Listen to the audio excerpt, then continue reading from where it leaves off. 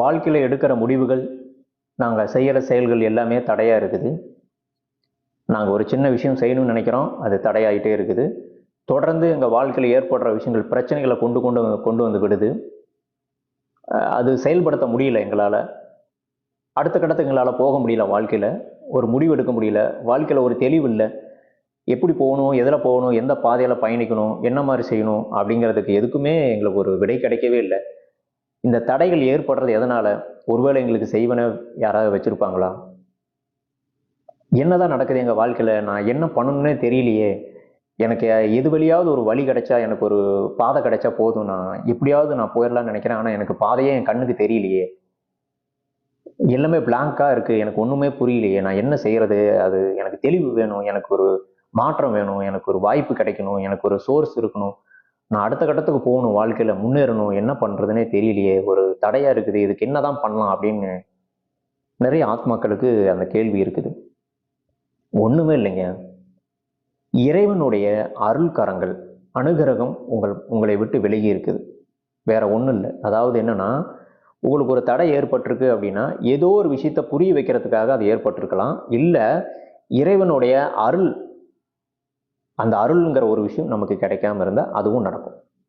இதுக்கு என்ன பண்ணணும் அப்படின்னா, நீங்கள் இறை அருள் பெறணும் அப்படின்னா, நம்ம வாழ்க்கையில் அடுத்த கட்டத்துக்கு போகணும் அப்படின்னா, நமக்கு ஒரு ஞானம் தேவை, இறைவனுடைய அருளும் தேவை. ஞானம் மட்டுமே இருந்தால் மட்டும் போதாது. நமக்கு ஒரு விஷயம் தெரிஞ்சிச்சு அப்படிங்கிறதுக்காக நிறைய ஞானம் கிடைத்தவர்கள் கூட அடுத்த கட்டத்துக்கு போகாமல் அப்படி நிற்பாங்க. அதாவது ஞானம் மட்டுமே கிடைச்சிட்டாலும் கூட அருளும் தேவை. நம்ம ஒரு ஞானம் கொடுக்குறோம். இப்போ நீங்கள் இந்த செயல் செய்யுங்க அப்படின்னு சொல்கிறோம். உடனே போய் அந்த செயலை செஞ்சிட முடியாது. ஞானம் கிடைச்சிருச்சு.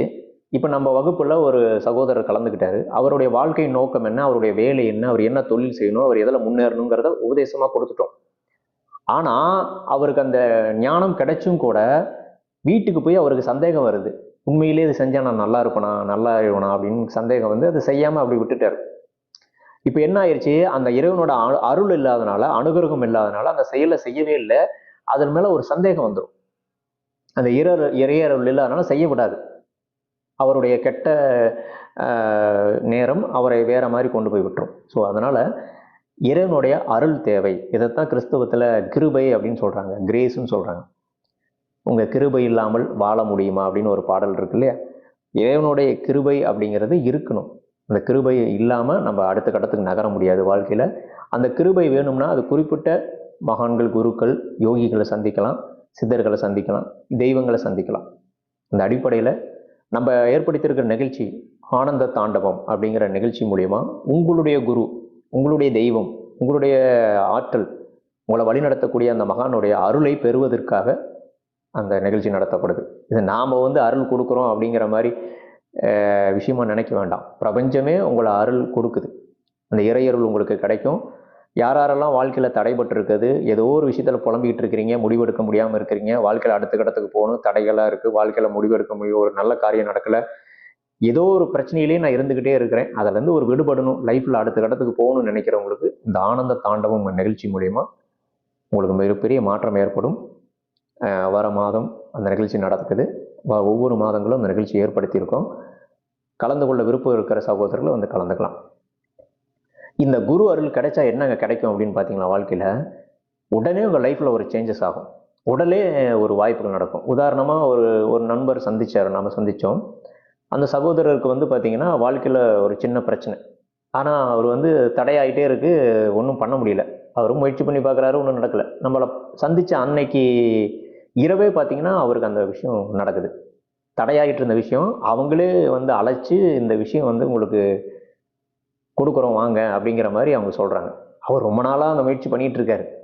அது மாதிரி பணமாக இருக்கட்டும், தொழிலாக இருக்கட்டும், வேலையாக இருக்கட்டும், எதுலேயுமே நீங்கள் ஒரு பிரச்சனை போயிட்டுருக்கு அப்படின்னா அதை குரு அருள் கிடைச்சா அடுத்த செகண்ட் அது ப்ராசஸ் ஆக ஆரம்பிச்சிடும்.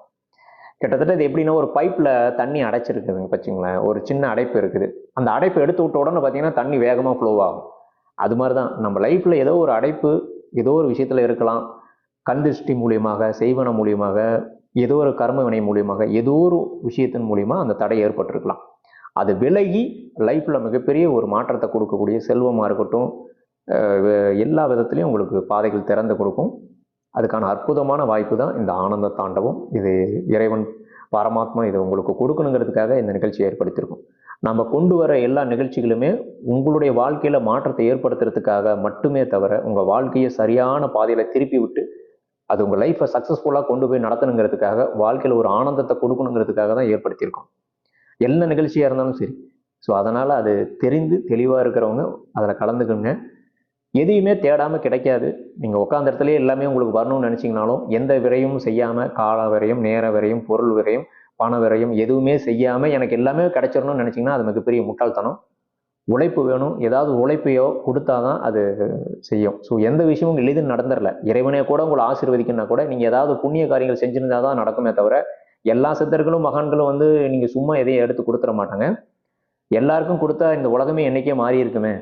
எவ்வளோ மகான்கள் இருக்கிறாங்க. எல்லாரும் ஒரே நாள் எல்லாத்துக்கும் கொடுத்துட்டு போயிடலாமே எல்லா விஷயத்தையும்.